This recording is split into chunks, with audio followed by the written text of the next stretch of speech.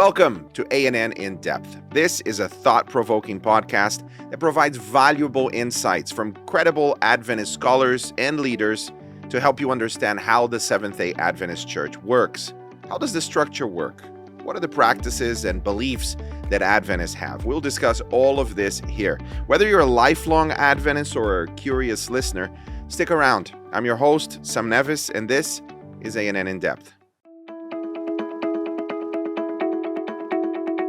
Today, we are talking to Alyssa Truman, the Assistant Director of Communication, responsible for news and social media here at the General Conference. Alyssa, welcome to A&N In Depth. Thank you. You've been doing this for how long now? A week shy of 1 year. Okay, so this is your 1-year anniversary. Yes. Happy anniversary to me. Ta-da! Of being our media director, responsible for Adventist News Network, A&N, and also our social media strategy. So this episode will focus on A&N itself, and maybe another time we'll do one for social media. So when did A&N begin? A&N began a little over 2 decades ago. We're about ready to move into our 30th year. It was started by Ray Dabrowski. He was a visionary leader who served as communication director here at the General Conference. And he realized that the church needed to move into the arena of corporate communication, that what we were doing was just not polished nor professional enough. We weren't being able to speak at a credible level to the world. What we would put in a church bulletin isn't what you're going to see in the New York Times. So our schools weren't teaching this. We weren't really doing this well. So Ray Dabrowski decided that we need to build a more credible way to share with the world what is going on. We needed good PR journalism. And that's what he delivered. And that is how A&N, Adventist News Network, was born. But today, PR journalism is taught everywhere. Well, not everywhere, actually. There are limited universities that have begun to teach PR journalism. But at the time, that wasn't a thing. So telling stories about the Adventist Church that would inspire people to want to know more about the Adventist Church, that would not have been an easy sell. How did he do that? How was he able to navigate that? So you have to work within the structure of the church, which can sometimes prove to be challenging. But Ray understood the system, and he knew what he needed to do. So he started speaking to the right people. He started, proposing things at committees, and eventually became working policy. That A&N became this official news source. This is how you get your official news from the church. So it's not that you can just say, we're going to start a news network and we're good to go, and everyone's just going to give you money and make this happen. The church had to understand why it was needed. We have things like Waco that have happened. We have, different controversies and things that happen. And there was a need for the church to have official voices in this and to make sure that things were well done. But it's not just big controversy. It's also inspiring. We need to find ways to inspire people's members and non-members alike to understand who we are. And this is what fundamentally you have to explain to administration and these committees and stuff so that it can become an actual reality. We were heading toward a 30-year, it's not controversy, it's more of a ambiguous relationship between A&N and Adventist Review. So Adventist Review was around since forever. 1848, I think, or close to that, they were founded. So it's one of the oldest publications in North America in history that's still going. And the Review before then was always the vehicle that delivered everything that was happening that was worthy of note to Seventh-day Adventists and others around the world. So when A&N came, there were now 2 official news sources, and this provided a lot of contention over the years, which is which. So if you have somebody in a local conference or union or division that has a newsworthy thing that the whole world should know about, who did they send it to? A&N or the Review? And for years, they would send it to both and hope for the best. More recently, the General Conference has gone through a process of branding architecture that defines very clearly the roles and the goals of each of these media entities. A&N is one of the brands that is part of that structure, and Adventist Review too. So we came up with a list of letters that define the journey that people have from wherever it is that they are to becoming fully committed Seventh-day Adventists who are involved in mission. Can I interrupt you real quick? I want to go back to something you said. Mhm. I know we're gonna get back to the letters and the branding architecture here, but I actually think a point of clarification matters here. Adventist Review has always been mostly just speaking to members of the church. And when they were started, they were not necessarily supposed to be considered a news organization. The reason why they needed A&N was because there wasn't anything that was really doing PR journalism that was for the world. So I think that matters because there is a friction. It is true. But the lanes actually have been kind of clear, but they were just muddied. Adventist Review has always been speaking to the members. A&N's purpose was not always supposed to be just for the members. It was supposed to be about a greater letting the world know about it, which is what the branding architecture and all the letters, which you're about ready to explain, is going to talk about, is understanding those lanes very clearly and moving forward in them.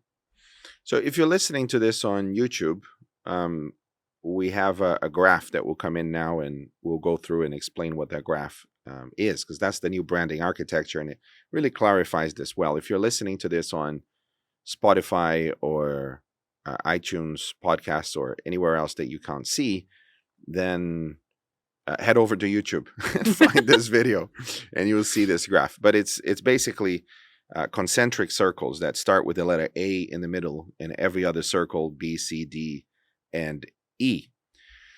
So we start with the A's. The A's right in the center are Seventh-day Adventists who are fully committed to the mission, and they're involved in mission too. Then you have the B's. The B's are baptized, but they're not really involved.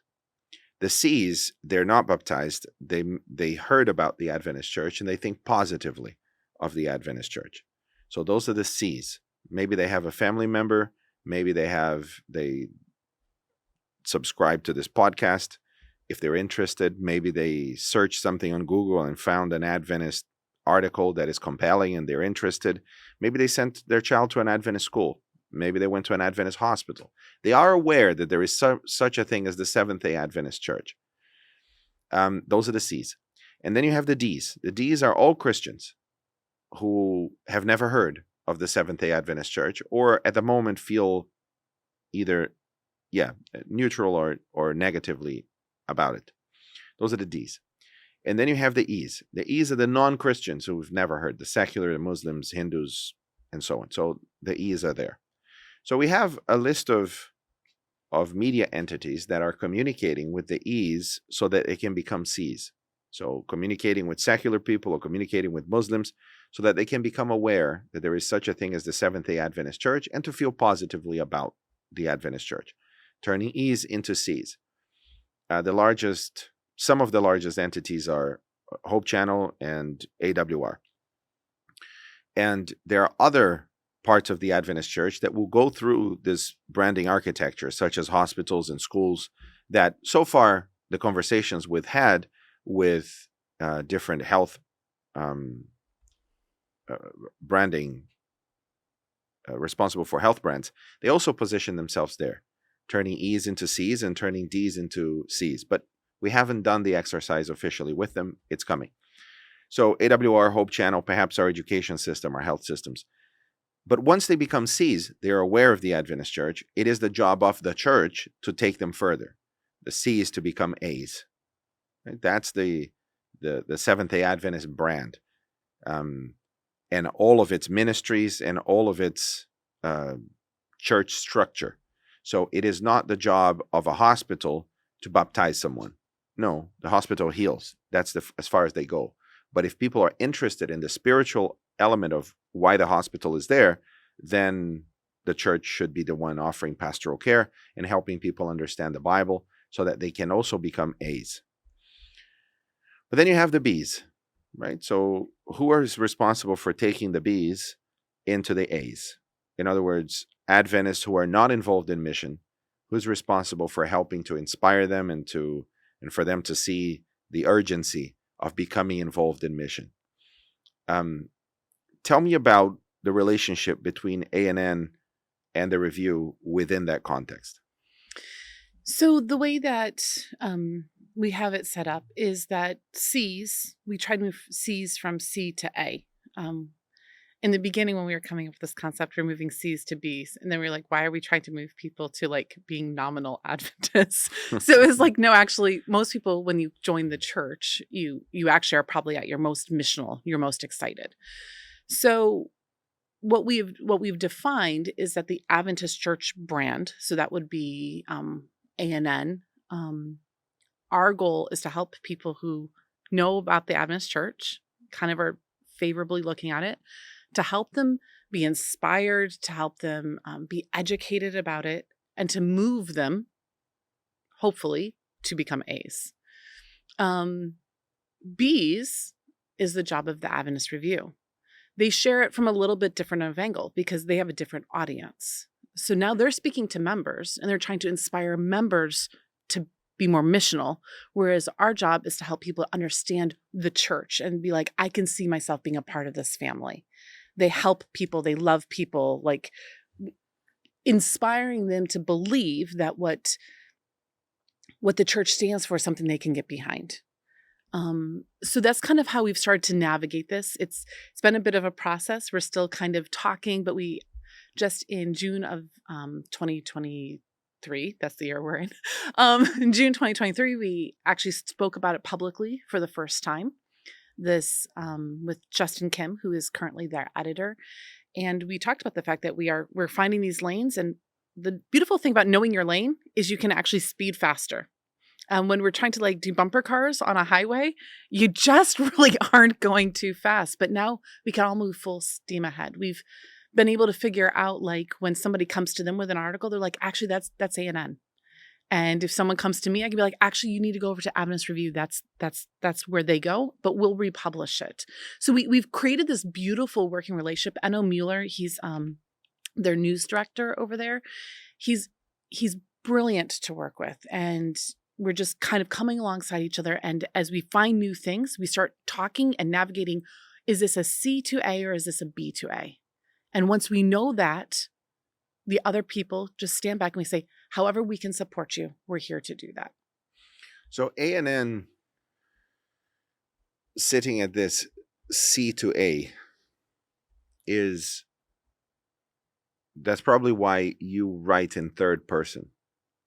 The Seventh-day Adventist Church alleviated the suffering of 2,000 people in Chile following the earthquake. And the review has more room for first-person commentary. We couldn't stand aside as 2,000 people needed our help, so we went and helped. It also means that they can deal with internal issues, let's say, more directly. And they can use more descriptive language if they want to. You know, we can praise the Lord for the blessings of whatever. Whereas in a professional news, you know, if I was hoping this article would get picked up, we'll say, by the New York Times, we're not going to be like, and we were praising the Lord about this and that. It's just not the right language. I could say that, you know, Pastor Sam Nevis, you know, stated, we praise the Lord for, because now I'm quoting you, but it doesn't work the other way. So we have this ability with Adventist Review to really get to the heart of it for the members and to figure out how it applies at the local church level and really appeal to them how they can get involved. Which is kind of sad for me because I love that part of it. But my job, which I love, is to actually help anybody out there to know who we are as Adventists and to see the beautiful side of us. There's things that we all know that we don't do that great. We're not going to say that we're a perfect church because it's made up of imperfect humans. So we ourselves cannot be a perfect church. But I love being able to help people around the world see who we really are when Christ comes in. Which means that this podcast could be in both. Part of the branding architecture is that all things lead to the next. So both this podcast and everything else that ANN is doing and everything else that the Adventist Church is doing should at some point lead people to get to know there is such a thing as the Adventist Review and to start engaging with it and reading, which means that we need to feed people to the review. We as in communication, GC communication and other communication channels. Is that something you are welcoming or not? Absolutely. I mean, we're still, this branding architecture is very new. We've really just been starting to talk about it in 2023 and starting to really kind of show people about it. So, we're in constant dialogue how to make this all work. But yes, so for instance, I'm in talks with Hope Channel right now. How does Hope Channel start pointing people to the Adventist Church? And if they're pointing to us, then we need to point to the next ones down. We have to start building brand familiarity. So if you look at the Adventist Church social media accounts, or if you look at ANN, at some point we need to start also pointing them to the next thing. This, we're under no illusion that all of a sudden Adventists are just going to stop looking at World Church channels or stop reading ANN. We recognize that our audience is still going to have Seventh-day Adventist in it. We don't want them to go anywhere because actually this content becomes shareable content for those friends and family. So those people who they know about Adventism, this is what they can give to them. This is what they can share with them that doesn't sound so inward focused because it's not. It's external focused. So missional Adventist A's and our B's, they pick up something like an ANN article, and this becomes a very safe thing to share. This gives people a better perspective. So right now what we have to do is figure out, how does this work between all of our brands? How do we promote Adventist Review while still being ANN? So one of the ways that we've talked about this is that at the end of an ANN article, let's just come up with ADRA helps deliver meals after an earthquake. Okay. Coming up with, hopefully there's no earthquakes, but I don't think that's going to happen. But ADRA delivers meals after an earthquake. So we create this very third person, this is what's happening. At the end, we can say, to learn more about it and how, from the Adventist perspective or whatever. And then we can point them to the Adventist Review article that gets more to the heart of it. On Adventist Review, they're going to be like, in an article by ANN, and then they can point back to this article. So it'll be really great too, because there'll be a lot of interlinking between pages, which also builds reputation and brand authority through Google. But these are kind of like the different things that we're still trying to figure out and work out. The beautiful thing is that with all of the leaders on the Media Synergy group, I know we're speaking about ANN, but I'm going to kind of just talk about the synergy as a whole. The representatives from Hope Channel and from AWR and Adventist Review Communication was us. We want to work together. We do not want to keep playing bumper cars on a highway. We want to proclaim the gospel and help people fall in love with Jesus, help them fall in love with the Bible, and ultimately welcome them in the doors of our churches.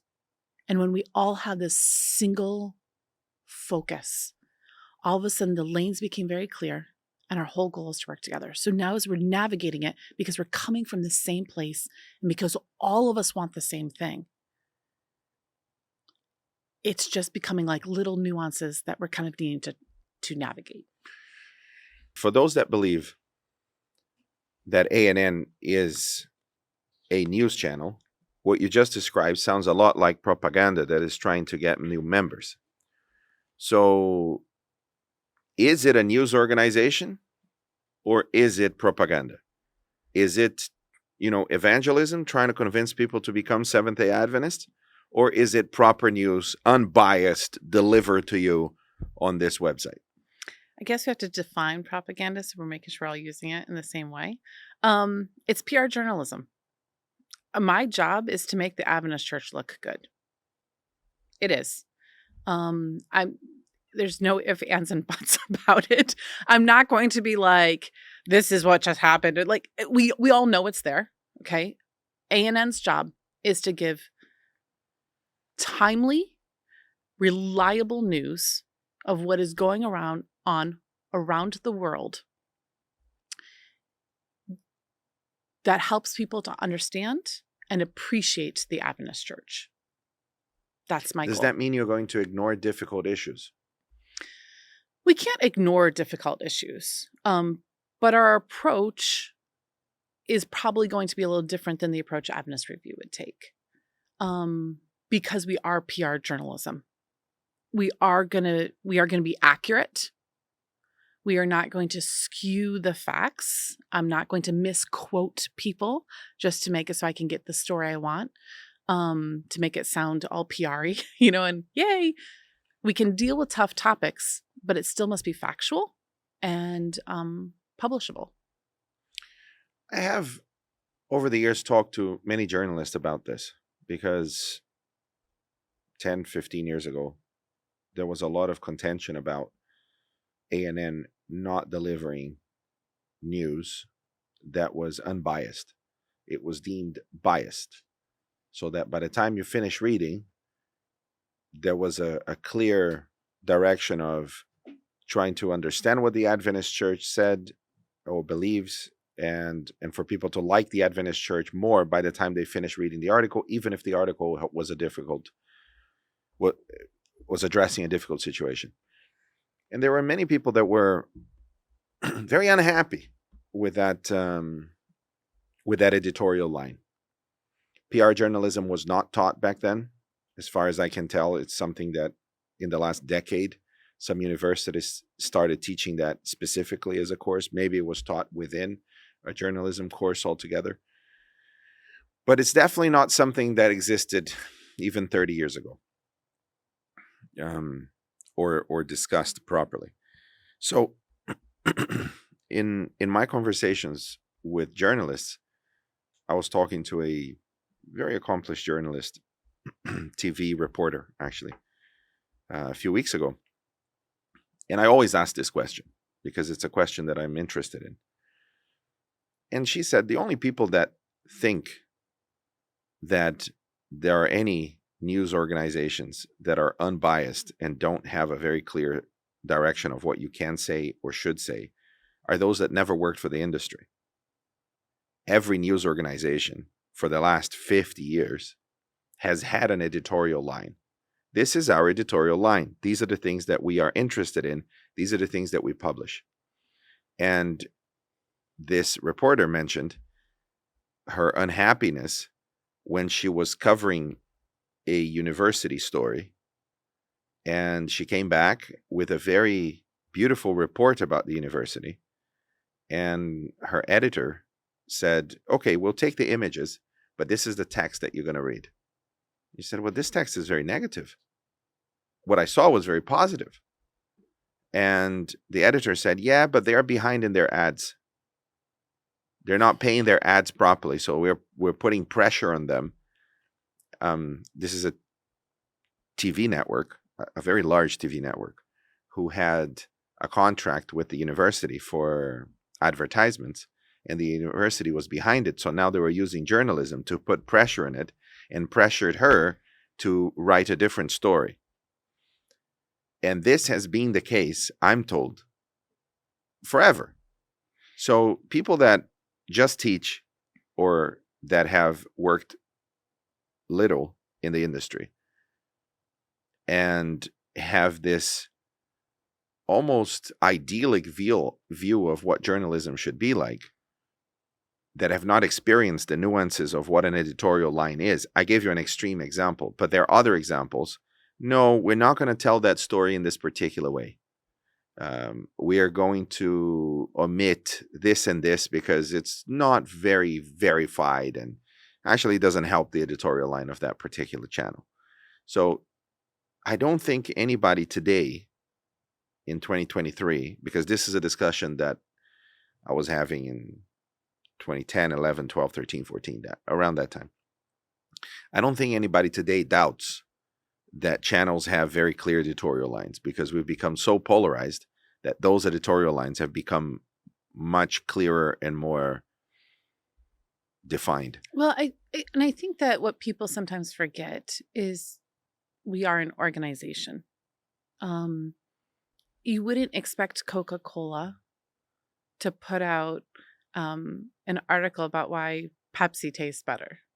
That doesn't make sense. You're not going to expect, Don't drink Coca-Cola. It's bad for you. Yeah, there you go. You're not going to expect the Ford Motor Company in their news and press releases to be like, we lost to Toyota again for another year. It just doesn't even make sense. Buy a Tesla. It's safer. Yeah, right. The fact of the matter is that organizations, it is PR journalism. And we don't like to sometimes see our church as an organization. And I think this is sometimes where we have this problem. But I follow the Mormon church's news and their accounts.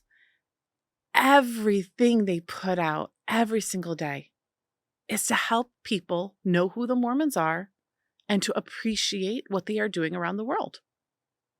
I have friends who are Mormons, and I will tell you, they're not a perfect church either, because they are made up of imperfect people.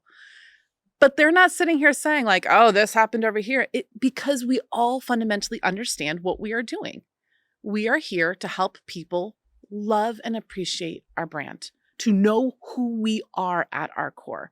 So I'm going to be posting articles about the wonderful humanitarian work that ADRA is doing, so people understand that the church believes we are not just to preach evangelistic sermons, but we're supposed to be out there doing things. I'm going to talk about local churches who are out there providing Christmas gift baskets to others.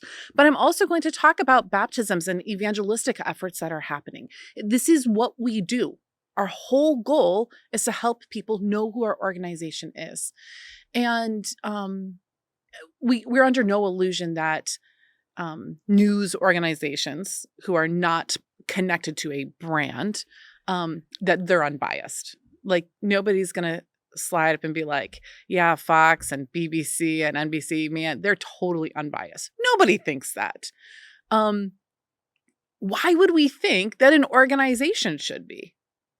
It doesn't even make sense. In the examples you gave, they're always very positive.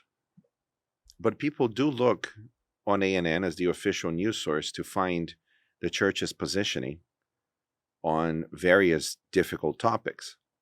For instance, more recently, a pastor in Germany announced that he was bisexual.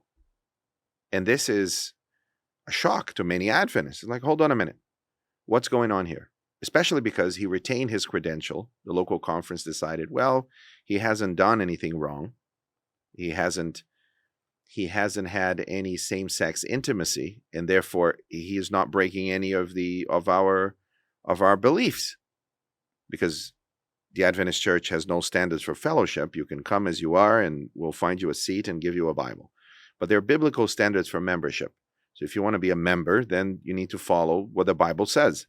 And the Adventist Church understands that sexual intimacy is reserved for marriage between a man and a woman. Those are the biblical standards. So if you live outside of those biblical standards, regardless of, let's take another example. If Johnny here lives with his girlfriend and he wants to become a member, he's going to have to go back to his parents' home, live separately from his girlfriend, or get married before he's baptized. That is the biblical standard for members. But there are higher standards for leadership. And many Adventists looked at this and said, well, he's not living up to those standards by announcing this from the pulpit. Others were like, well, no, because he hasn't broken the standard. So how do we navigate this?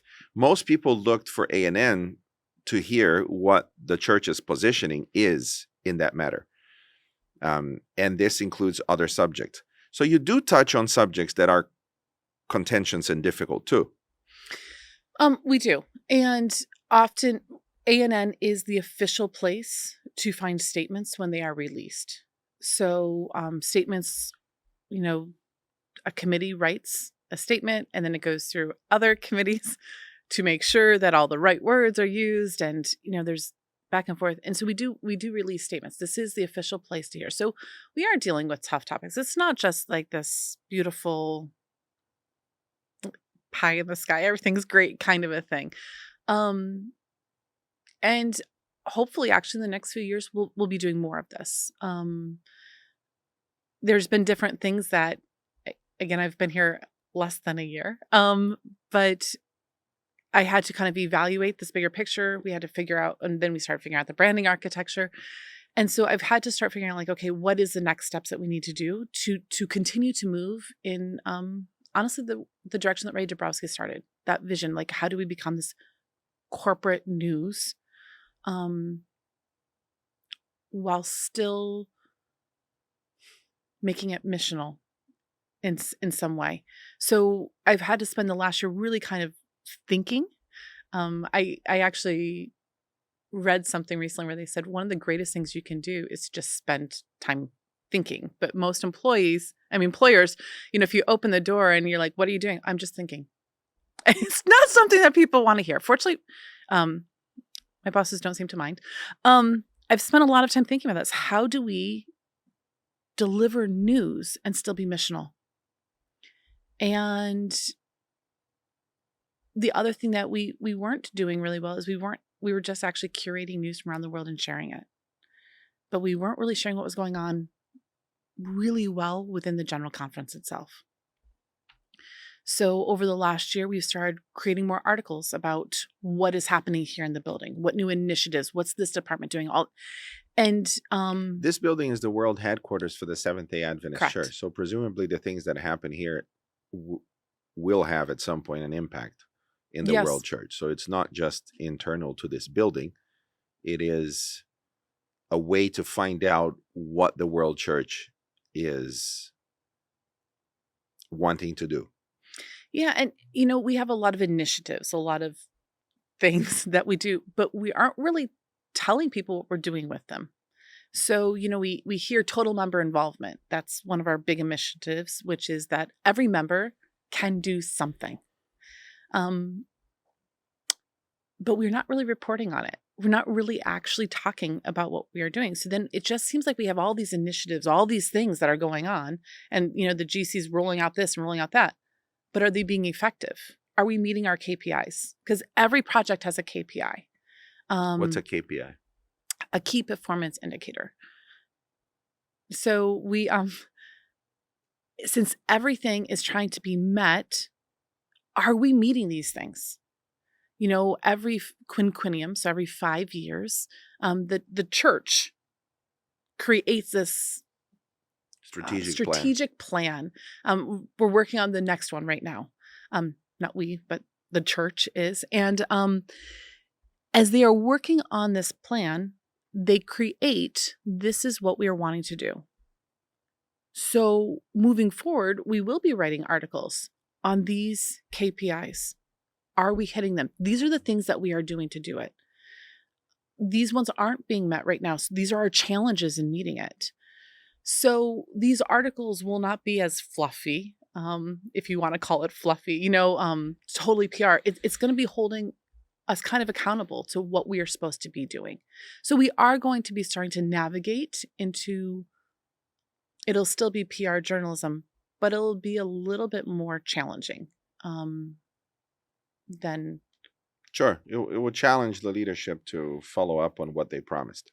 Yeah, which we need to do. Yes, we do. And I think this is a challenge we have, is that the reason why I think a lot of people want us to have this more challenging reporting is because they do want us to hold leadership accountable. But there's different ways to do it. I can do it in a way that is very negative and almost mean-spirited toward the church. That's not our goal. I want to help our leaders do better because God demands from us our best. So when I write an article, it is not because I think that the church is horrible and mean and these leaders don't care. I want to do it because if God inspired us to create this, then we need to be upholding those things. ANN has multiple formats and is published in various platforms. Mm-hmm. You have the written content that lives in Adventist.news. You have ANN video report, which is a 30-minute report every week. ANN International. Yeah. Which is published across Hope channels in different parts of the world and other places, and YouTube and the website itself. And then you have ANN Profiles, a podcast that goes through the life of each leader.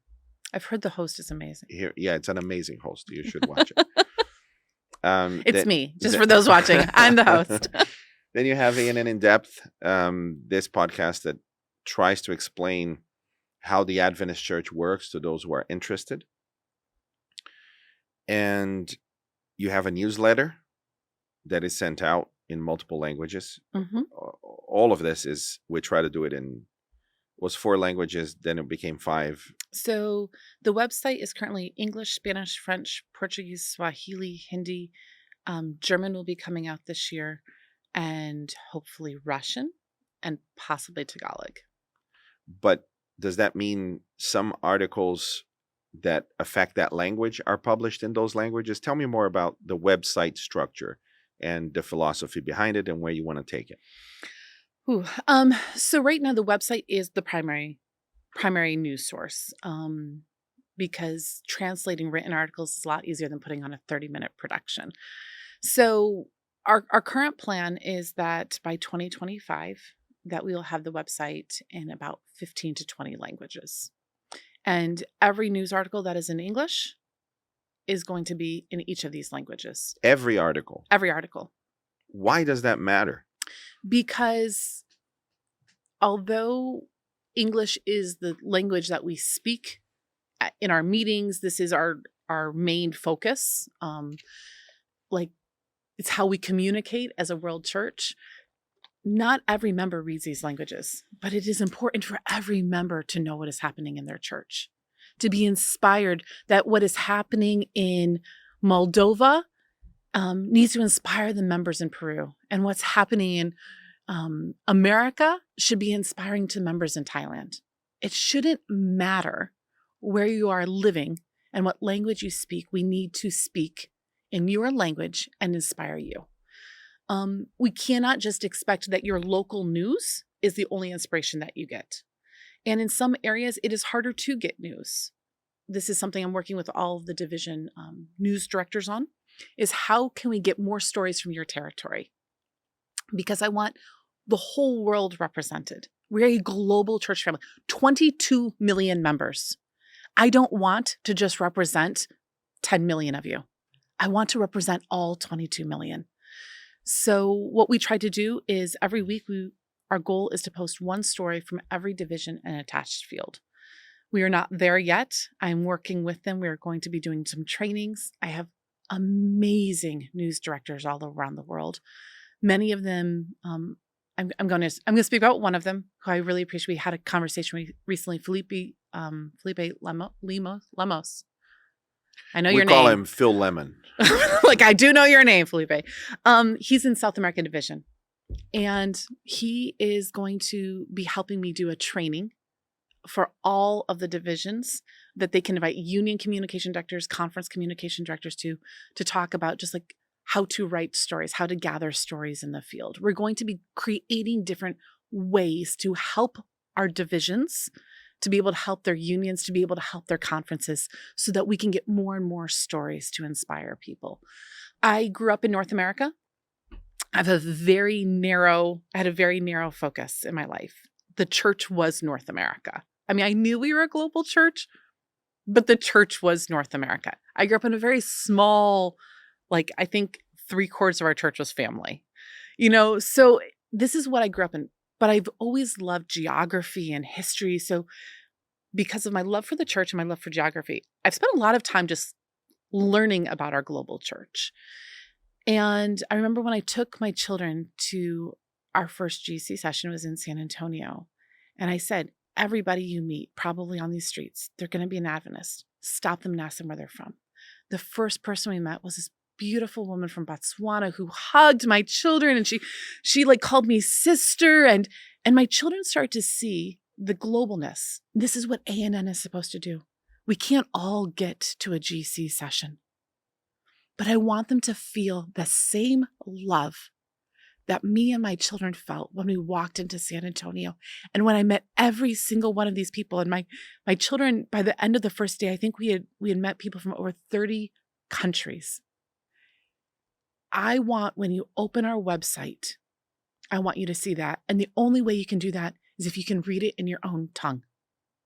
So if you are a only Portuguese speaker and my website is only in English, you will never understand the globalness of your church.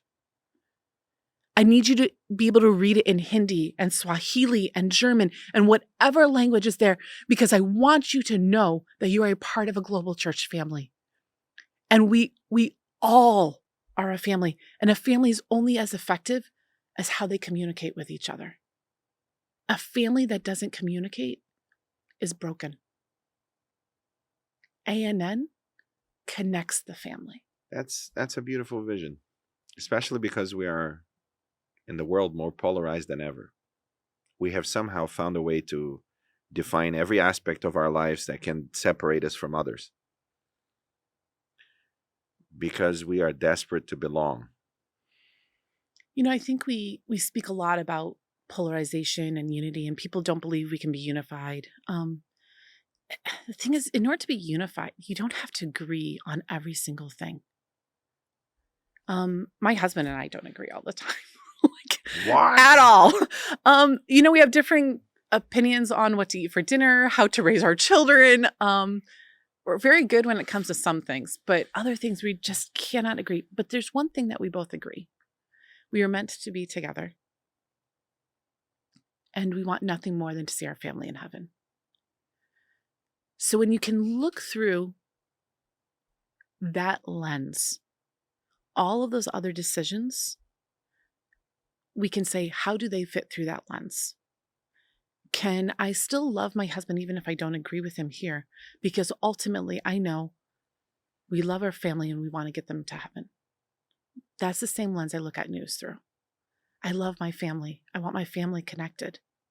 Whether you're my brother in the Philippines or my sister in Ghana, I want each of you to feel connected to me. And to each other. And to each other. And this is the unity that we can have. We don't have to all agree, but we have the same sense of familiarity, camaraderie. And I believe, and this is our goal, this is what ANN is supposed to present. What's the importance of ANN in video format? We called it ANN International. Yes. And it's now in 4 languages. 5. French, 5. Spanish, English, Portuguese, Swahili. Wow. Hindi, hopefully, by the end of this year.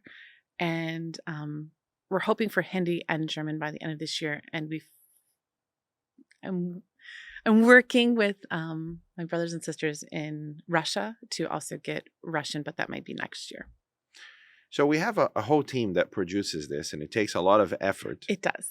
Arnaldo is the producer for ANN International, ANN Video. And there are lots of people in that team trying to pull it off every week, the best news from around the world. Yes. It's a daunting task. It is. Why does it matter so much? Not everyone reads. What? I know, this is shocking, right? So we actually did a test drive of all of our staff, and we realized that we read pretty well, like the first 200 words of an article. We start skimming until about 500, then we start tuning out. So the fact of the matter is that video is a way to communicate to a lot of people. They're short stories, short clips, that can do the same thing that we just explained. This is a way for us to be found on YouTube. It's a way for people who are our D's and our E's, because that's where Hope Channel is. It's how to introduce them to the Adventist Church brand.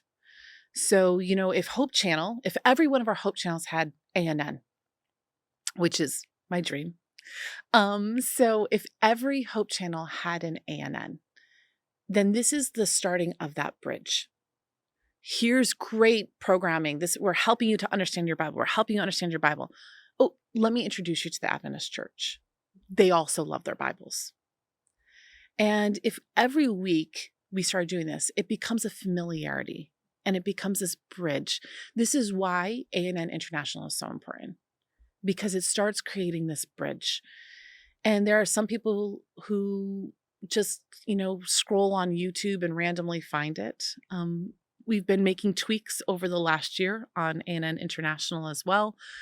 A lot of these things were not in all of these languages. Actually, before GC session a year ago, we were only in English. So all of this has come out slowly over the last year. Williams Costa Jr., who is the communication director of the General Conference, this is his vision. And when I sat down with him shortly after assuming the role of assistant director, this was what he tasked me with. If I could make this happen, it would make him so happy. So the first thing I did was I met with Nieli. She's our translation coordinator. And I said, we want to make Williams happy. We want to make this dream come true. And it's not just because it's William's dream and I want to make my boss happy, although that is absolutely true. I do like making people happy. I had a coworker when I worked at Adventist World Radio, Robert Valencia. And again, remember, I came from this very North American perspective. And when I would say something, be like, why are you going to do that in Spanish and Portuguese? And he just kept saying this enough. Robert is relentless. Robert is relentless with this. Yeah. We sat down, we had these brilliant conversations about the church's need to really speak to people in their language. So when Williams gave me this challenge for ANN, he'd given it to me before GC session for our World Church channels. And in an insane way, 2 months before GC session, decided this is a brilliant plan. Let's, have all of our social media in 4 languages. We did it. Still not sure how we pulled it off. But I was like, challenge accepted. You pulled off not just in whatever way, it was absolutely incredible in 4 languages. It was we can talk about that on a social media episode if we have one. Let's do that. My near breakdown at GC session on the first morning, wondering what on earth I was doing. But right now we're going to focus on ANN. So within a month, we had Spanish, French, and Portuguese on the website delivering consistently every single day, every single article. And so then I called him in. I said, what languages are next? What's the next plan? So we made a list of 15 languages, and this is our goal by 2025.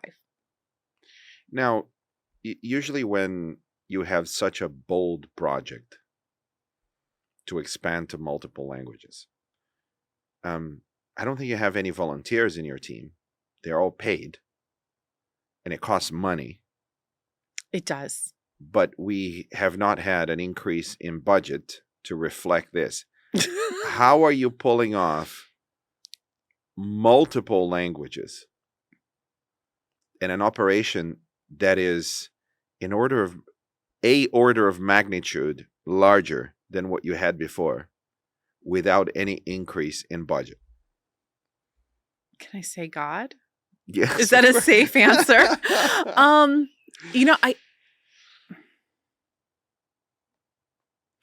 I don't really know.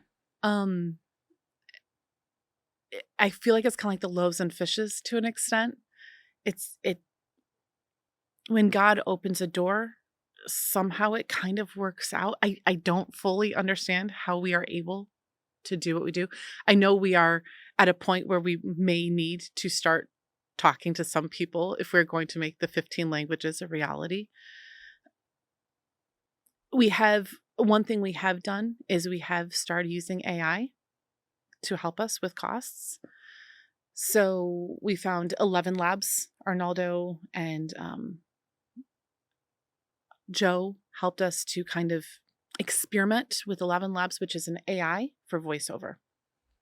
It can do it in multiple languages. You can have somebody, I could speak and they could upload it, and you could make me sound all of a sudden like I'm speaking French or Portuguese or Spanish, which would be brilliant because, again, very North American, only speak English. It's certainly a lot faster than learning the yeah, language. I'm not good at this. I actually realized recently that I'm supposed to be speaking in a Korean track. I'm like, I don't know if they thought I randomly just got the gift of tongues, but no, I don't speak Korean. So I'm hoping there's a translator there. So I think that ultimately it's also trying to figure out different tools that we can use, streamlining our processes. So we have a saying, people, processes, tools. Explain that a little bit more. Okay. So you have to have the right people. We've often had, like, we want to hire people, but sometimes they're not the right fit. So instead we find the right fit. We find the perfect people. And sometimes that means that we find a person and we're not even sure what to do with them yet, but we know they are gifted and we have to figure that out. I'm working with a brilliant young woman right now, Michaela, and it's taken us a while. And now she's project managing one of our projects. I don't think I would have thought to give her that at the beginning, but she's brilliant at it. So we find these people, we give them autonomy, we give them the ability to do things. We don't micromanage them. If you have competent people, you don't need to micromanage them. Actually, often you have to hold them back. Mm-hmm. So then you have to have, like, good processes. What is the system that we're going to be doing this in?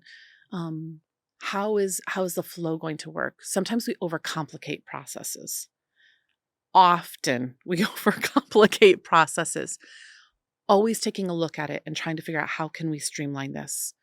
Arnaldo and I sat down and I made him write out the whole flow. And I was like, why are you doing this, this, and this? What is the purpose? And by the end of that meeting, I had found him 7 hours in his week. So understanding the process and what is needed and what isn't needed. And often you can only do that once the system has kind of started to work, because then you can start figuring out where is it broken, what's not really working. Does that ever end?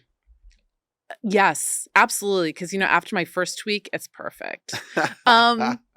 No, it never ends, because as you grow or as something changes, you're having to tweak it again. We have a saying that you often talk about the 1%. Tell me about that. Okay.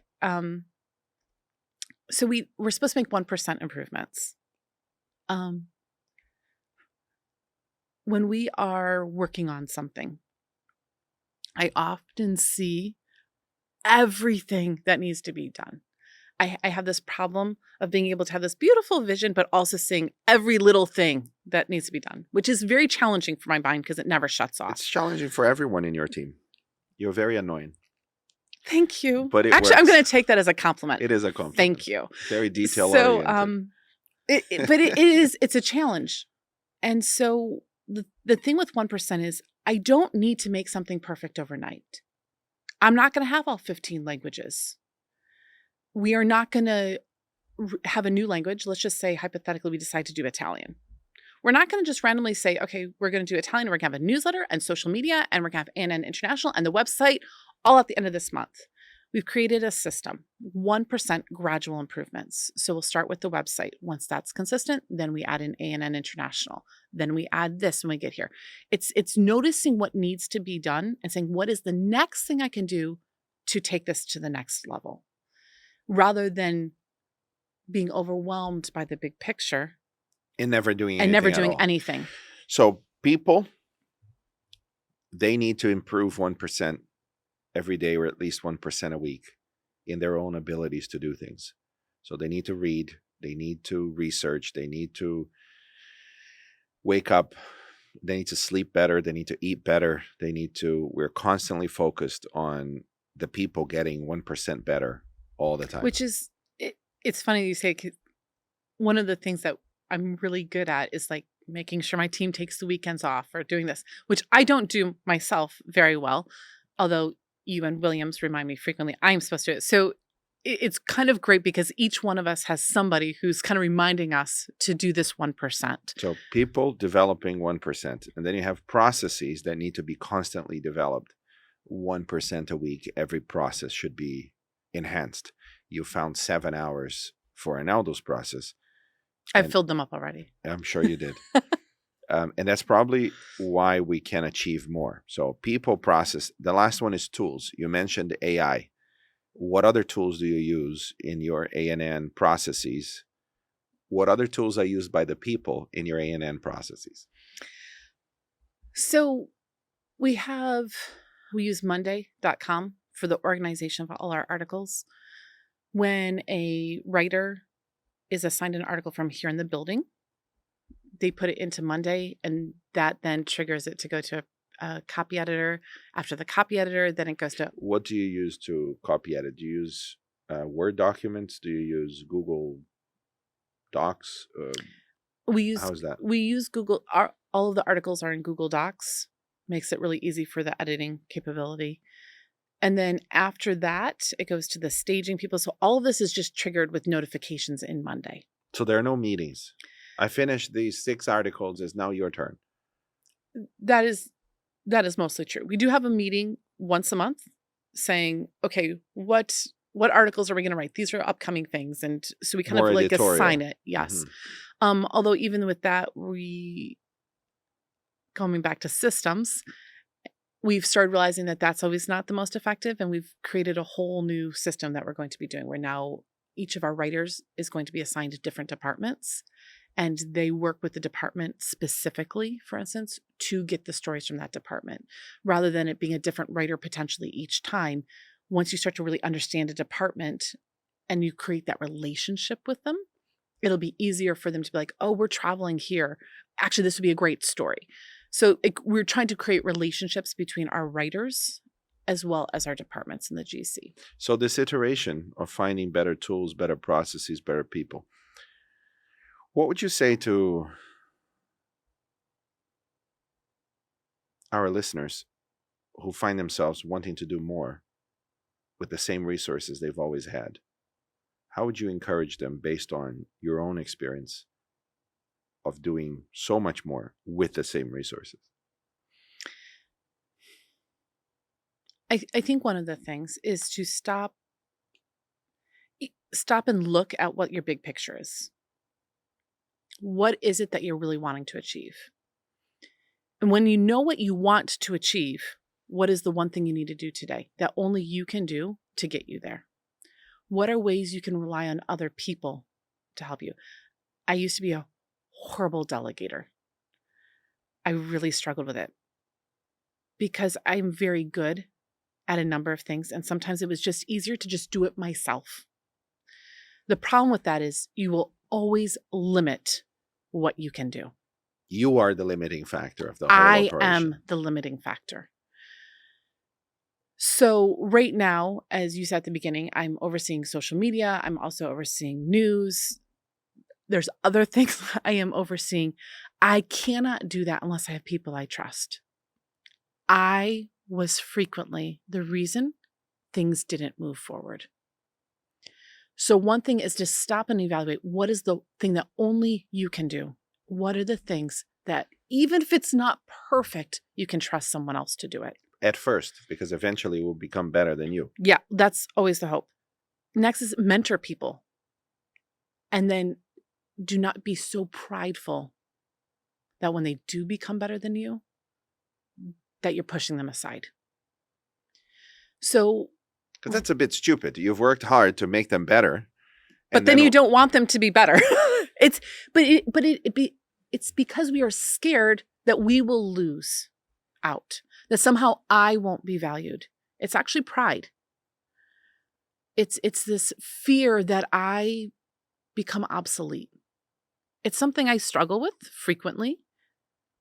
But yeah, I still try to continue to pour myself into others because I recognize that that fear of becoming obsolete is not God speaking into me, it is the devil. And that as long as God calls me, I'm going to do whatever he calls me to do.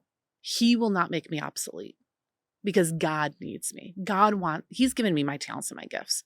I don't need to fear becoming obsolete because he's the one who gave them to me. And if all of a sudden he wants me to just rest and go on vacation and wow, I'd be so bored.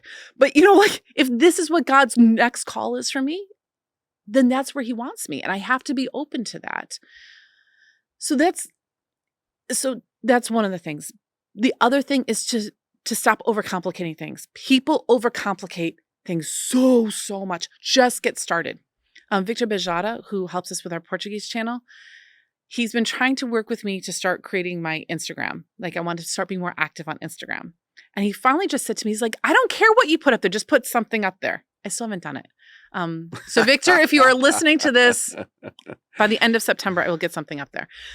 But this is our fundamentally our problem. We want perfection. I'm not going to put something up until I've already achieved what I want to do. That's dumb. You'll never get started because your plans can grow. And I'm not saying put up junk, like put effort into it, but don't be so perfectionistic. That would be my biggest advice for people. We talked about what's next for ANN. You're not elected at GC session.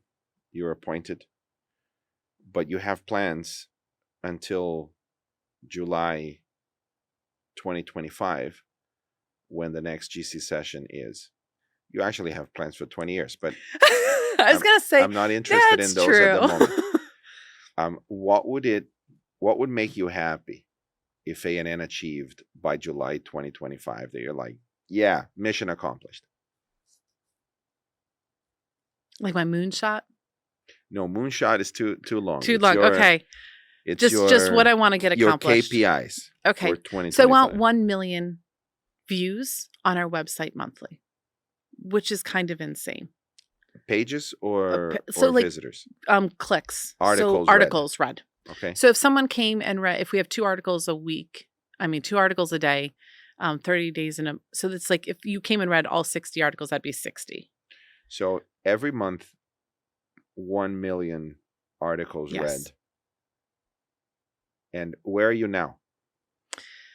About 100,000, 85 to 100,000. So you need to 10x in 18 months. Yes. I'm here for it. That's a very bold goal. It is. But here's the thing. If I said, I just want to hit 150 or 200, I could achieve it. But would I have to work that hard to achieve it? I'd have to work hard, but... Is your team behind that goal? Yes. We're constantly trying to figure out what can we do to improve it. And a newsletter stopped and we're like, how do we help people find our articles more? The newsletter started again. We just started the Spanish and Portuguese newsletter up again. So we did English for 2 or 3 months. One of the things I tell my team is that once we get started on something, we don't stop. So I'd rather a 1 month delay because once we start, we're not stopping. So we delayed some things, but we only allow ourselves a 1 month delay. Have to deliver it. Yes. So the thing is, okay, we can delay it, but only for 1 month and then we got to go. So if we've been working, 1 month should be this beautiful grace time. So we have this 1 month grace period that's the maximum I will allow. And then once we start, we don't stop. So we started a newsletter again so that we can create more clicks. The bottom line is my biggest struggle right now, this is my biggest struggle. And it's the thing that kind of keeps me thinking and up. I was riding with a friend recently in a car and she asked me what I do. She's like one of my best friends. But like, what do you really do? And so I was saying it. She's like, where do I even find this? I didn't even know it existed. This is like one of my best friends who doesn't even know that ANN exists. She's a lifelong Adventist. Where do I find it? What channels are there? How do we although we are saying that this is C's to A's, the thing is we do want B's and A's to find it to point people to. Mm-hmm. How do I help even our members know that it exists? I didn't even know ANN existed when I came to start working at the GC. And I love the church. I was like all in, super dedicated, excited. I didn't know ANN existed. So this is something that I think is partially my challenge. And then how do we help our members learn how to use it to share? So once they know it's there, how do they use it as a tool to help others understand why they love the church they are a part of? And this is what I'm going to be trying to tackle Are in the you next willing 6 to months. take ruthless feedback? Yes. Then, if you have any idea, visit Adventist.news.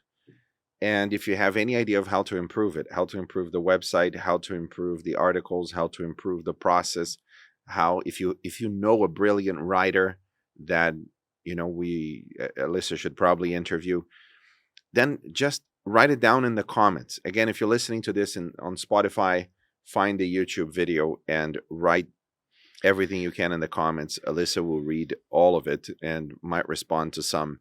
And don't worry about upsetting her. She can take feedback. I've seen it. Pretty ruthless feedback. It's always helpful. Actually, I just sat with a bunch of young people for an hour and they gave me their total ruthless feedback. I love it because I want to improve.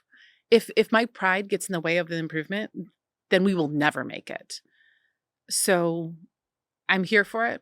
Any feedback, they can even send an email to us. Whatever you need to do, please let us know. Final question.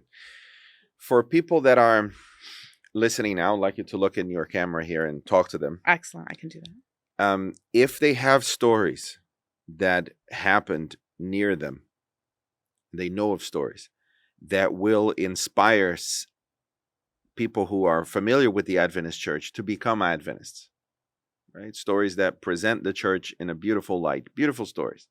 Stories of transformation, stories of impact, of how the church is making a difference and living up to its standards. How would you encourage them? What would you encourage them to do with those stories? Let's start off with writing them. So many amazing stories are happening at our local level.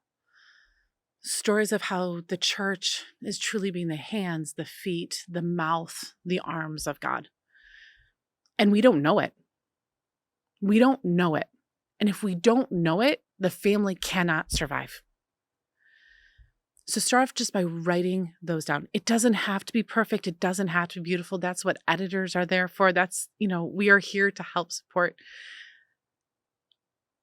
Contact your local conference office. Give them the stories. Let them know that you would love, this to be shared at a larger level. They can help pass it on. If you have a story that you particularly love and you want to send it to us, you are allowed to do that. We will still, channel in all the different local levels because we want every level to hear these stories. But write down your stories. Stop just thinking about how great they are and let your family know. Let them know that their brothers and sisters in whatever church you're in passionately love God, the church, their community, and be an inspiration to many who are sitting in pews wondering, is it all worth it? Let it be an inspiration to people who are questioning and they're lonely and they're wondering, are there people who care? They may need your story right now, and because you did not write it, they don't know that the church cares. So write your story. Alyssa Truman, News Director of the Seventh-day Adventist World Church. Thank you very much for joining us at A&N In Depth. And thanks for you. Thank you, yes, for listening, tuning in to this episode of A&N In Depth. If you enjoyed what you heard and you want to stay up to date on the latest episodes, make sure you hit the subscribe button somewhere underneath, wherever it is that you're listening to this. Don't forget to come back next week, where we'll have more engaging conversations that will challenge us to grow and learn together. See you then.